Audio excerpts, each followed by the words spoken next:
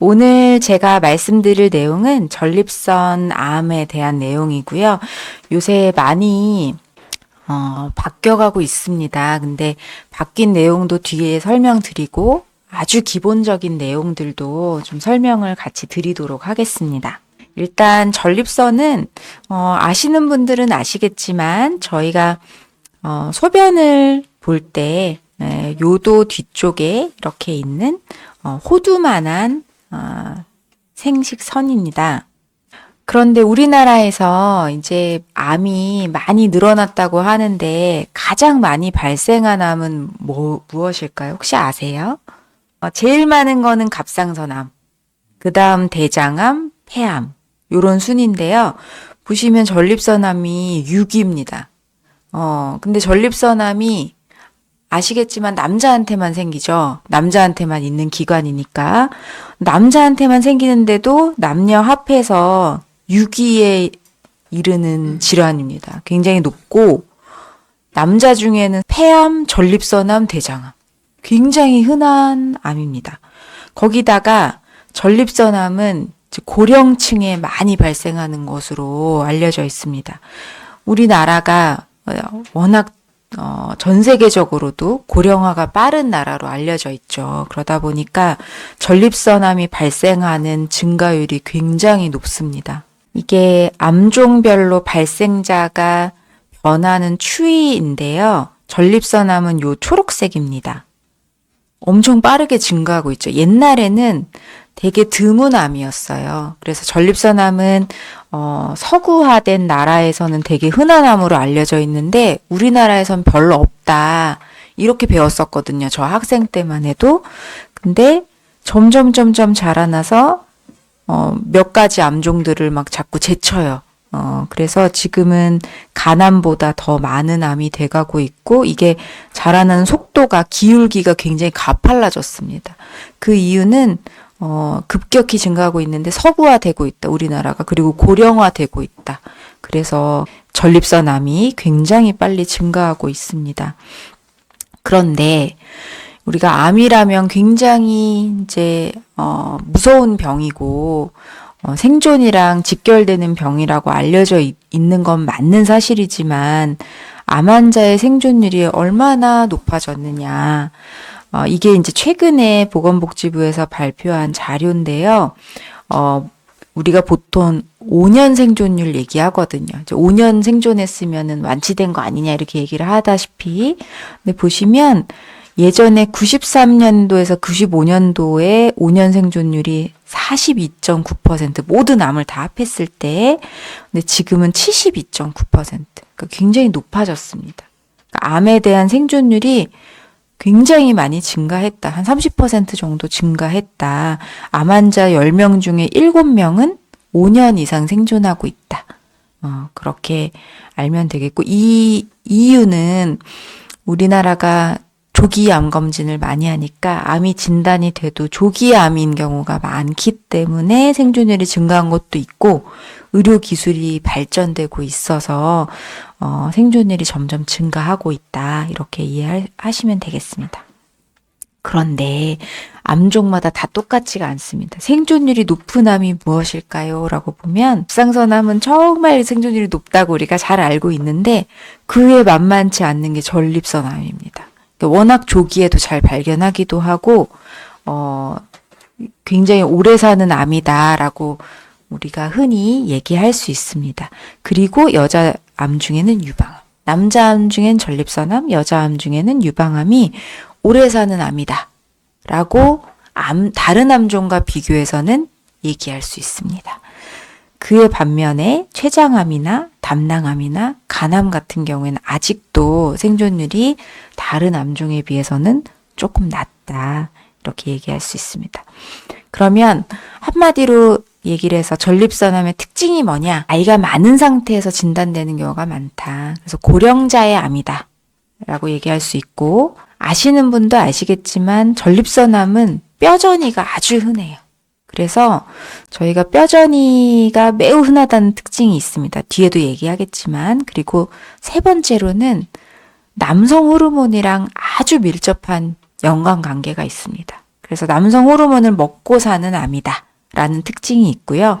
네 번째는 PSA라는 종양수치. 아마 다 들어보신 적 있을 거라고 생각하는데 PSA라는 종양수치랑 밀접한 관련이 있습니다. 저희가 암종마다 종양수치를 추적하기도 하는데 이 정도로 밀접한 연관관계가 있는 종양수치를 찾기는 어려워요. 근데 전립선암은 PSA 종양수치랑 아주 밀접한 관련이 있습니다.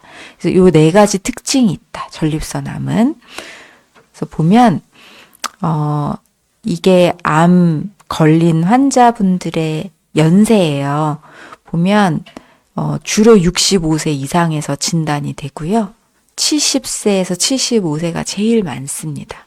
그리고 85세 이상도 꽤 있죠. 그래서 65세 이상이 80% 이상을 차지할 정도로 고령자의 암이다. 나이가 많이 들수록 걸릴 위험이 높다. 그러니까 우리나라처럼 고령화되는 사회일수록 이제 전립선암에 위험이 노출될 확률이 높겠다라고 아시면 되고, 아까 얘기했듯이 뼈저리가 아주 흔하다 그랬어요. 그 일례로 저희가 허리가 아파서 응급실로 온 환자분이 계세요. 예를 들어서. 그랬을 때 사진을 찍어봤더니 뼈에 전신에 뼈저리가 있는 거예요. 이렇게. 어디서 왔는지는 몰라요. 뼈저리가 이렇게 많은 남자 환자가 있다. 그러면 일단 저희 의사들은 제일 먼저 전립선암을 의심해요. 그 정도로 뼈저리가 흔하다. 가장 의심되는 원바람은 우리가 전립선암이라고 생각한다. 이렇게 의대 학생들한테도 가르칩니다. 그리고 나서 그 다음에 시행해야 될 검사가 뭘까요? 라고 학생들한테도 가르치거든요. 그 다음에 우리가 아까 얘기했던 PSA라는 수치를 검사해봐라. 이렇게 얘기를 해요. 그래서 어디 원발 부위를 모르는 뼈저리가 많을 때는 PSA 수치 검사해보고 직장 수지 검사라 그래서 손가락으로 직장에 넣어서 전립선을 만져보는 검사가 있거든요. 커져 있는지 검사를 해봐서 전립선암이 아닌지 확인해봐라 라는 이야기입니다. 그 정도로 뼈저리가 아주 흔하기 때문에 뼈저리로 주로 온 경우에는 전립선암을 의심한다. 이렇게 이해하시면 되겠습니다. 그리고 PSA라는 거는 영어로는 이제 프로스테이트가 전립선이라는 뜻이거든요. 그래서 전립선 특화된 항원이다. 이런 뜻이라서 전립선에서 주로 나오는 분비되는 항원이에요. 그래서 전립선 암일 때만 올라가는 수치는 아니에요. 전립선 염, 이런 때도 올라갈 수 있고 그렇긴 합니다. 그래서 PSA 수치가 건강검진상에서 PSA 수치가 올라서 오시는 분들이 계세요. 어떤 우리가 일정 수치 이상으로 매우 오른 경우는 전립선암이 아니라고 설명하기가 어려워요. 검사가 필요하지만. 근데 그거보다 낮은 정도로 약간 오른 경우에는 전립선에 염증이 있거나 다른 이유로도 오를 수가 있습니다. 전립선에서 분비되는 항원이다. 라고 이해하시면 되겠고, 저희가 그래서 PSA라는 그 항원으로 검진을 하기도 해요. 건강검진 프로그램에 들어가 있기도 하고, 그래서 그거를 검사해서 높게 나온 환자들을 대상으로 검사해봤더니 전립선암을 조기에 스크리닝 할 수도 있고 그렇거든요. 그래서 그런 프로그램들을 개발해서 하기도 한다. 그래서 실제로 PSA 수치가 높은 환자분들은 나중에 이제 전립선암이 진단되는 경우가 높더라라는 겁니다. 근데 무조건적으로 저희가 PSA 검사를 해서 스크리닝 하는 거를 모든 환자에서 추천하지는 않습니다. 젊은 30대 환자분들한테 추천하지는 않아요. 그렇겠죠. 생길 확률이 굉장히 낮으니까. 저희가 PSA 스크리닝을 하는 연령대군이 정해져 있긴 합니다. 그래서 그런 그 사람들한테는 PSA 스크리닝하는 게 의미가 있을 수 있다 정도로 이해하시면 되겠습니다. 그러면 이런 특징을 가진 전립선암을 진단이 된다면 치료는 어떻게 하느냐? 모든 암은 저희가 진단이 되면은 크게 치료 방법은 몇 가지가 있는데 수술. 우리 보통 암 진단 받으면은 수술하냐 마냐를 얘기하죠. 그리고 수술을 못하거나 다른 수술 대신하는 방법으로 방사선 치료하기도 하고요. 근데 그것도 어렵거나 혹은 병행하거나 할 때는 전신 치료, 약물 치료죠.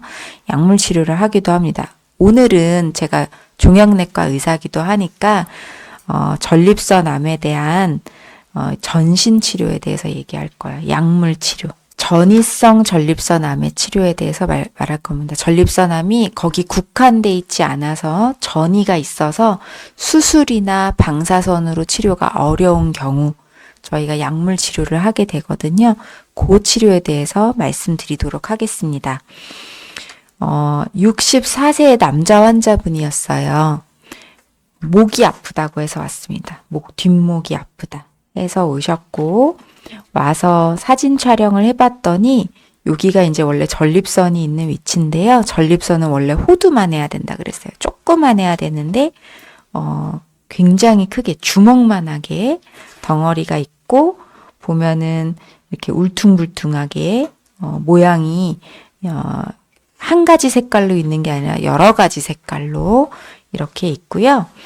여기도 보면 그렇죠. 여기가 다 전립선이거든요. 굉장히 큰 거죠. 호두보다 훨씬 크게 있고, 요게 뼈 스캔인데, 뼈 스캔을 찍어봤더니 경추, 여기 목에 이제 경추와 흉추에 전이가 있고, 여기도 골반뼈에 전이 소견이 있었어요. 그래서 전립선을 조직 검사했더니 전립선암 진단이 되었습니다. 그래서 진단은 전립선암의 뼈 전이로 진단을 했습니다. 저희가 뼈에 있는 부분을 조직 검사할 필요는 없어요. 원발 부위가 진단이 되고 원발 부위에 전이성 병변이 말이 되면 그 부위를 다 조직 검사하진 않습니다.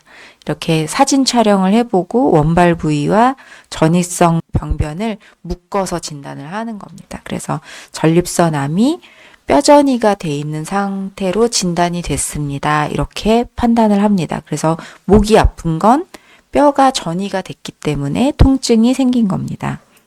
4기죠. 그러니까 저희가 1, 2, 3, 4기 중에 전이가 있는 4기 환자로 진단이 된 겁니다. 다시 말해서 전립선을 수술하거나 방사선 치료를 할 수 없고 약물 치료가 필요로 하는 그런 상태가 되겠습니다. 치료는 어떻게 해야 된다? 전립선암은 아까 얘기했던 특징 중에 하나가 남성 호르몬을 먹고 사는 병이라고 말씀을 드렸어요. 그래서 전립선암은 이 부분의 고리를 끊어주는 게 가장 중요한 치료의 핵심입니다. 그래서 전립선암의 가장 중요한 전신 치료는 남성 호르몬을 억제하는 겁니다.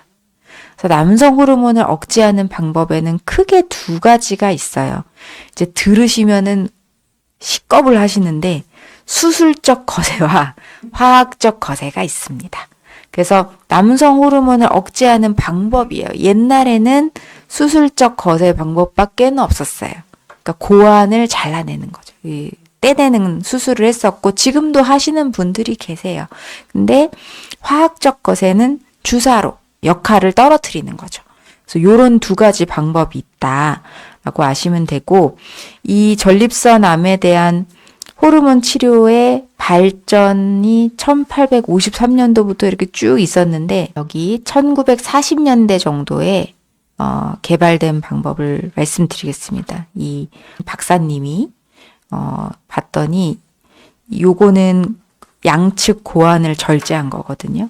절제하니까 테스토스테론이라는 남성 호르몬이 줄더라. 그랬더니 이 남성 호르몬이 주는 거를 확인했고 이랬더니 이제 전립선암이 줄더라라는 걸 확인하신 분이에요. 그래서 남성 호르몬을 억제하니까 전립선암을 억제시킬 수 있겠다라는 거를 확인하신 분이어서 요거를 어떻게 하면 좋아지게 만들 수 있을까?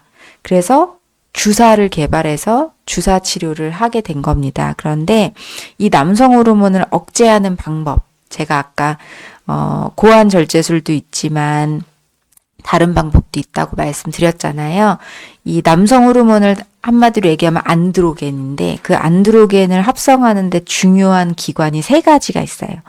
하나는 뇌하수체, 우리 머릿속에 있는 뇌하수체, 그 다음에 고환, 그리고 부신이라는 곳에서도 남성 호르몬의 만드는 데 역할을 해요.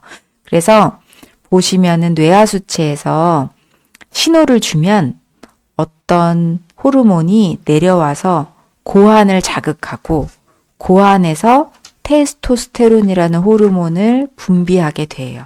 그게 전립선을 자극하는 게 90%고요. 별개로 부신에서 부신 호르몬이 10% 정도가 안드로겐을 합성해서 전립선을 자극해요. 그래서 크게는 두 가지 길이고 뇌하수체에서 고환 그리고 부신 이렇게 두 가지 길이 있다. 그리고 이 두 가지 길의 중요한 세 가지 기관은 뇌하수체, 고환, 부신이다. 이 정도 이렇게 이해하시면 되겠습니다. 그래서 이거를 각각 막는 방법들이 있어요. 그래서 하나는 뇌하수체에서 직접 막는 방법.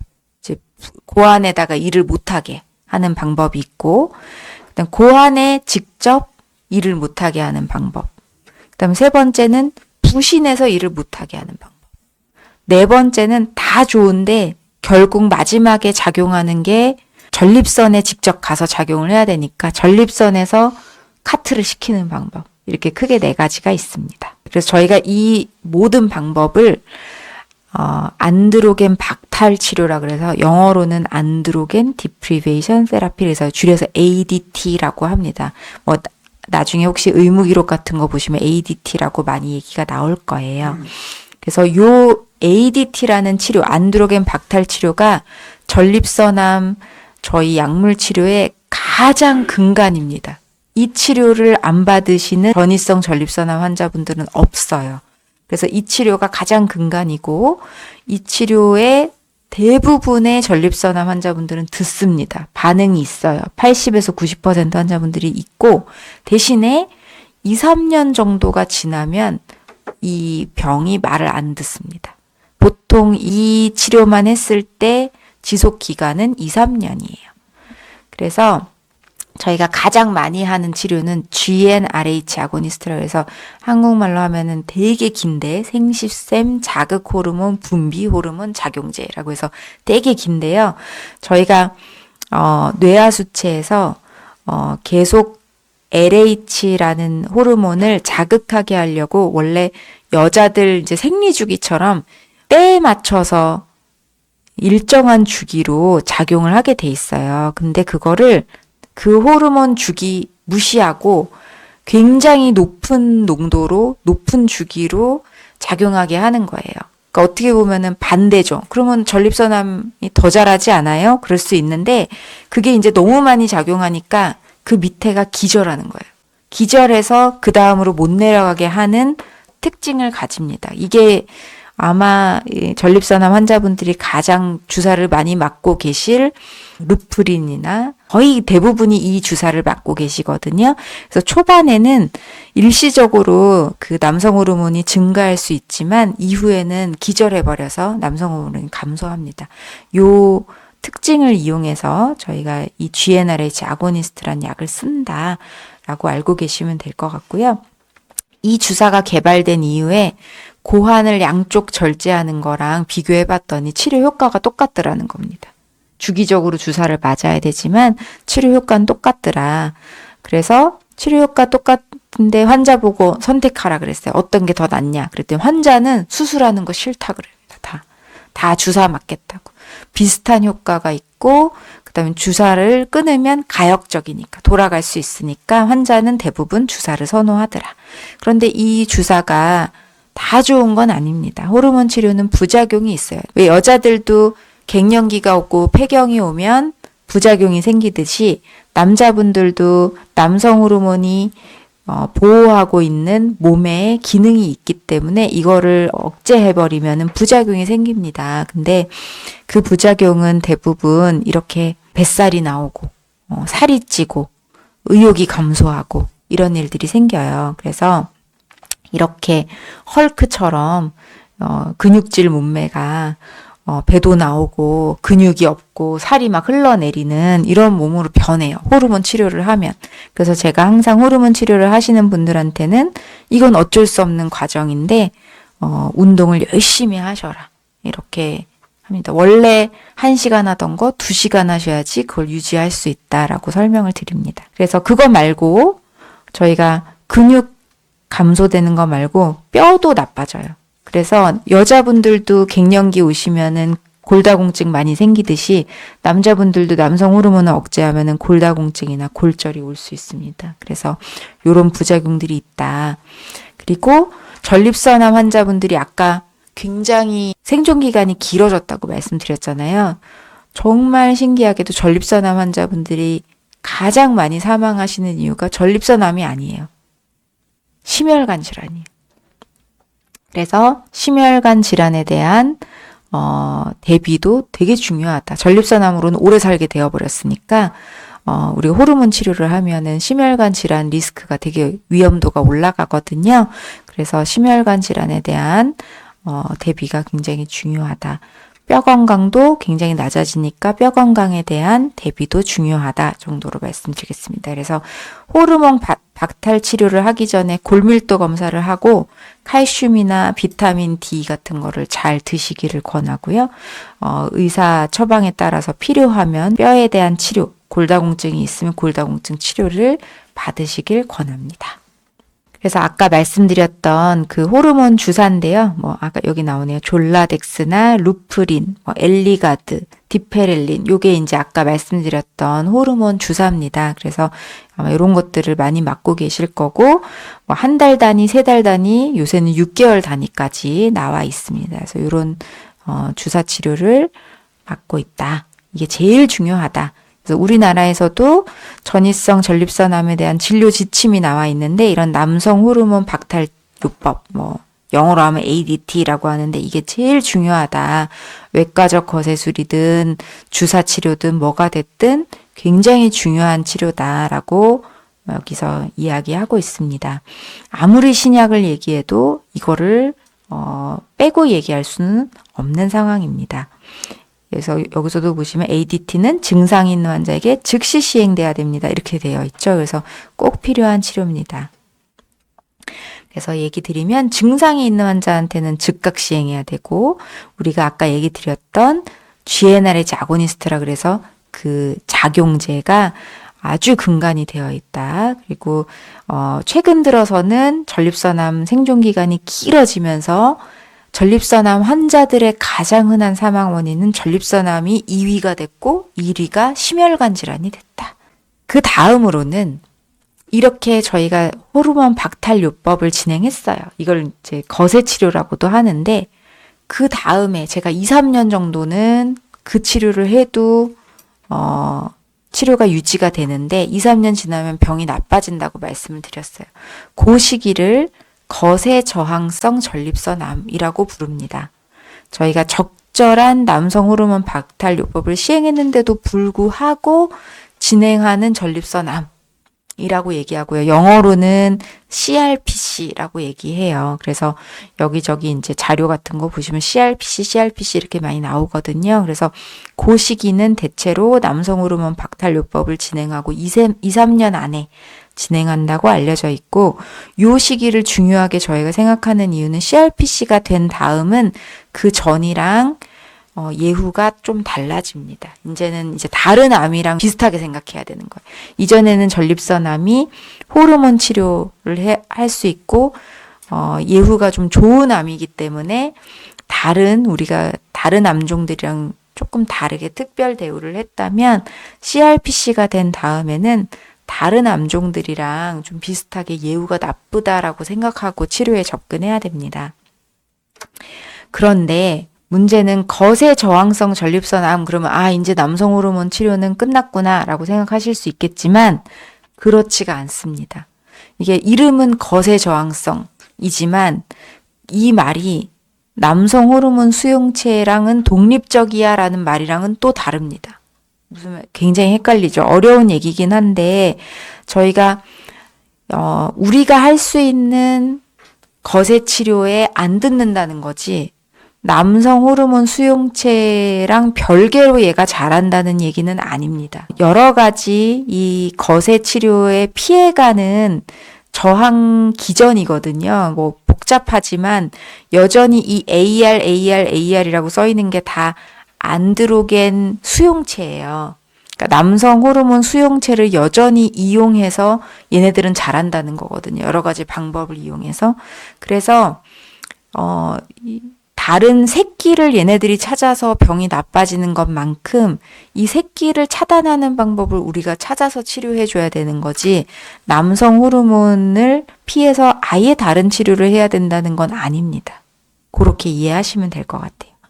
그래서 이 각각의 새끼를 차단하는 치료들이 개발되고 있는 겁니다.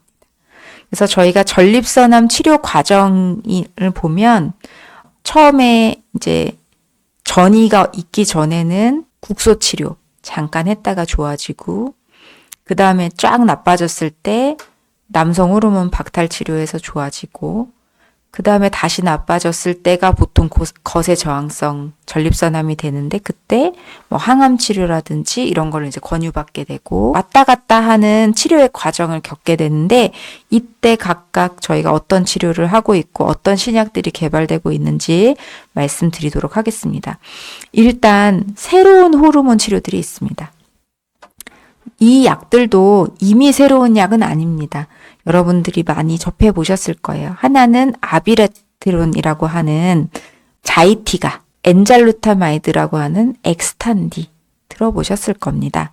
그래서 자이티가라는 약은 저희가 아까 세 가지 안드로겐을 합성하는 세 가지 기관이 있다고 말씀을 드렸어요. 그 중에 부신에서 만드는 안드로겐을 차단하는 약제입니다. 그 약제고요. 엔잘루타마이드나 아팔루타마이드와 같은 약들은 마지막에 전립선 안에서 작용할 때 마지막 순간을 차단하는 약입니다. 만들어진 다음에 마지막에. 그래서 그 새로운 기전의 호르몬 치료다. 우리가 이전에 알아왔던 호르몬 치료에서 다른 기전을 막는 약이다. 그렇게 이해하시면 되겠고요. 라디움 223이라는 거는 이제 새로운 방사선 치료인데요. 보시면 우리가 이게 원소 기호예요. 되게 어려운 얘기인데, 우리가 뼈는 뭘로 만들어져 있죠? 칼슘이죠. 그죠? 오. 그래서 여기 보면 칼슘이 여기 있어요. 보면 라듐이 여기 밑에 있거든요. 같은 기를 갖기 때문에 칼슘 대신 라듐이 붙을 수 있어요. 그래서 전립선암은 뼈전이가 흔하죠. 그래서 뼈전이에 도움이 되는 치료인데, 라듐이라는 거에 어떤 방사능이 있는 그 파티클을 붙여요. 그래서 그 라듐을 주면 이 뼈전이가 있는 데 가서 얘네들이 막 뼈를 갉아먹었다 만들었다 막 왔다 갔다 하니까 칼슘이 막 쓰이잖아요. 칼슘이 붙어야 될 때 얘네가 가서 붙는 거예요. 붙으면 이 주변부를, 암세포를 죽이는 역할을 하는 거예요. 그 치료가 있습니다. 우리 보통 치료제 이름은 조피고 들어보셨을지 모르겠는데 이런 치료가 있습니다. 그러면 이 치료는 뼈전이가 아닌 부위에는 도움이 될까요? 안 되겠죠. 그러니까 유일하게 뼈에만 효과가 있는 치료입니다. 뭐 보험은 안 되고 비용은 많이 비싸요. 그렇지만 뼈전이에 뼈가 아프고 통증이 있고 골절이 생기고 이런 거에는 도움이 된다. 그리고 또 하나는 최근 들어서 아주 각광을 받고 있는 치료입니다. 최근 나온 지 얼마 안 됐어요. PSMA 테라그노스틱스, 이름 되게 어려운데 이게 뭐냐면은 저희가 아까 PSA라는 거 항원이라고 말씀드렸어요. 근데 PSMA도 전립선의 특정한 항원입니다. 근데 이거는 테라피라는 치료와 다이아그노스틱스라고 하는 진단을 합친 단어예요. 치료 겸 진단이라는 뜻이에요. 그래서 이 PSMA라는 게 전립선암에 잘 붙거든요. 전립선 암세포에 잘 붙어요. 그래서 전립선암이랑 이 알파 파티클, 베타 파티클이라는 방사능을 붙여놨어요. 그래서 얘네를 전립선 암세포에 PSMA 수용체가 이렇게 있으면 얘랑 결합을 해서 방사능을 이렇게 표출하는 애가 있으면 얘를 주사를 준 다음에 사진을 찍으면 전립선암이 있는 부분이 다 보이겠죠. 그러니까 그게 진단이 되기도 하고 그러면서 그 부분 근처가 아까 말한 것처럼 방사능이 쏴지면서 그 주변부가 암세포들이 죽게 되는 그런 치료입니다. 그래서 보시면 요게 왼쪽 게 뼈 스캔이에요. 그리고 중간 게 페트 CT. 근데 뼈 스캔에도 잘 안 나오고 페트 CT에도 잘 안 나와서 병이 별로 없는 줄 알았어요. 근데 갈륨 PSMA 펫이라고 해서 아까 그거를 주고 봤더니 이렇게 많았던 거예요, 병이. 그래서 요 PSMA 스캔을 하면서 치료가 되는. 그래서 요 치료를 루테슘 177 PSMA를 같이 해가지고 주는 치료가 개발됐고 요게 최근에 각광을 받고 있는 치료긴 합니다. 그래서 요거를 해봤더니 그냥 우리가 일반 치료하는 것보다 환자가 더 오래 살더라라는 거를 최근에 입증을 했는데 이제 우리나라에도 들어오긴 했는데 비용이 사실 매우 비싸요. 아직은. 그래서 조금 더 시간이 필요할 것 같습니다. 그래서 보시면 아까 ADT라고 하는 호르몬 치료는 진단되고 전이가 되는 순간부터 계속 필요해요. 이거는 중단할 수 없습니다. 거세 저항성 전립선암이 돼도 계속 필요하고요. 중간에 항암 치료도 합니다. 저희가 항암 치료도 없어진 치료가 아니에요. 여전히 굉장히 중요하고 필요할 때는 아주 도움이 되는 치료고요. 방금 말씀드린 PSMA 루테슘 치료도 여기 들어와 있습니다. 그리고 새로운 호르몬 치료, 아까 말씀드린 라듐 치료, 그리고 면역 치료 등등도 이렇게 들어와 있어요. 그리고 또 하나는 이제 사이클루셀 T라고 해서 세포 치료제인데 몸에서 피를 뽑아가지고 이 면역세포를 키워요. 그래서 면역세포에다가 전립선 항원을 붙여서 키워요. 그러면 이 면역세포가 전립선 항원을 인식하는 면역세포로 키워지는 거예요. 그 다음에 다시 자기 몸에다 넣어주면 전립선 항원을 인식하는 면역세포가 되니까 일종의 면역치료인 거죠. 자가 면역 치료가 되는 거죠. 근데 이 치료는 문제는 이 면역세포만으로 전립선암을 치료하기에는 아주 암 자체가 나쁜 경우에는 쓰기가 어려워요. 무증상이거나 최소 증상, 증상이 아주 적을 때, 병이 쬐끔밖에 없을 때는 면역세포가 좀 감당이 가능하지만 병이 막 화가 나 있을 때는 이 정도로는 안 된다. 그래서 어떻게 보면 좀 초기에 전이가 별로 없을 때 정도 가능하다. 그렇게 이해하시면 되겠습니다. 그리고 저희가 이거는 이제 유방암이나 다른 암에서도 많이 쓰고 있는 치료인데요. 우리 몸은 두 가닥의 DNA로 이루어져 있어요. 근데 이 우리 몸이 살다 보면 잘 깨져요. 근데 그 깨지는 상황에서 우리 몸이 알아서 고쳐가면서 쓰고 있거든요. 한 가닥이 깨지기도 하고 두 가닥이 깨지기도 해요. 그거는 우리 몸이 원래 한 가닥 깨지면 한 가닥 깨지는 대로 고쳐 쓰고 두 가닥 깨지면 두 가닥 깨지는 대로 고쳐 쓰거든요. 근데 한 가닥이 깨지면 PARP라고 하는 이 PARP라고 하는 단백질이 고쳐주는 역할을 하고요. 두 가닥이 깨지면은 두 가닥이 깨졌을 때 고쳐주는 프로그램이 있어요, 몸에. 근데 이 상동 제조합 결핍증을 가진 환자들이 있어요. 그 환자들은 두 가닥이 깨졌을 때 고치는 기능이 없어요. 두 가닥이 깨지면 그 세포를 사멸시켜요. 그냥 얘는 죽이고 그냥 딴 세포들만 살릴게 이렇게 하거든요. 그래서 어려운 얘기긴 한데 어쨌든 팔프라는 애를 억제하는 약을 쓰면 한 가닥 깨졌을 때 이걸 못 고쳐요. 못 고치면 두 가닥을 깨버리거든요. 그 두 가닥을 깨면 원래 정상 사람들은 두 가닥 깨져도 고쳐서 쓰거든요. 근데 이 상동 제조합 결핍증이 있는 분들은 두 가닥이 깨지면은 그 세포를 죽이는 거예요. 그래서 이 원리를 이용해서 파프 억제제라는 약을 써서 암 치료를 하는 방법이거든요. 근데 전립선 암에서는 한 10%에서 15% 정도 상동 제조합 결핍증을 갖고 있다고 알려져 있어요. 그래서 제가 이제 이거 해도 안 되고 저거 해도 안 되는 경우에는 아버님들한테 암 세포에 대한 유전자 돌연변이 검사를 하시기를 권유를 드려요.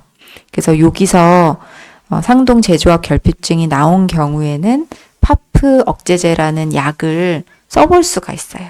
그래서 요런 유전자 돌연변이가 나온 경우에는 올라파립이라는 약을 썼을 때 생존 이점이 있다. 그래서 요런 약들도 표적 치료제예요. 먹는 약. 그래서 요런 약들도 있을 수 있다. 이렇게 이해하시면 되겠습니다. 그래서 면역 치료제, 항암 치료제, 면역 치료제까지 봤는데 표적 치료제까지도 우리가 써볼 수 있겠다. 여기까지 말씀드렸는데 전립선암은 굉장히 병 자체가 이질적이에요. 안에 세포가 다양한 세포 구성으로 되어 있습니다. 아까 얘기 드렸지만 남성 호르몬 수용체 양성세포랑 음성세포도 막 이렇게 섞여 있어요. 그 얘기는 뭐냐면 우리가 남성 호르몬 억제를 하고 있는 도중에도 듣는 세포도 있지만 안 듣는 세포도 있을 수 있다는 거예요. 그렇죠? 그리고 검사를 해보면 여러 가지 그 유전자 돌연변이도 다양하게 나올 수 있다는 거예요.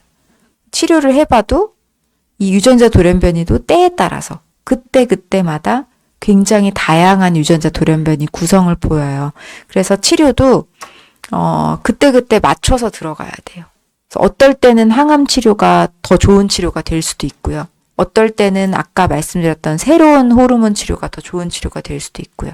어떨 때는 지금은 다른 데는 다 괜찮은데 뼈만 나쁘다. 그럼 뼈에 관련된 치료만 하는 게 더 좋은 치료가 될 수도 있고요. 그렇습니다.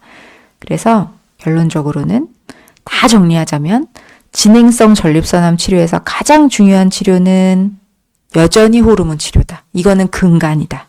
그리고 거세 저항 전립선암이라는 게 2, 3년 지나면 진단이 되기 마련인데 그때 치료로는 여전히 호르몬 치료, 항암제, 방사선 동위원소 치료, 면역 치료, 표적 치료 등등이 있다. 그리고 정밀의학적 접근이라는 거는 환자의 맞춤 치료를 얘기하는 거거든요. 그래서 정밀의학적 접근이 전립선암 치료에도 이용이 되고 있고 이런 다각적으로 치료법을 적용하는 것이 생존 기간이 연장되고 삶의 질을 향상시킬 수 있다라고 말씀드리겠습니다. 경청해 주셔서 감사합니다.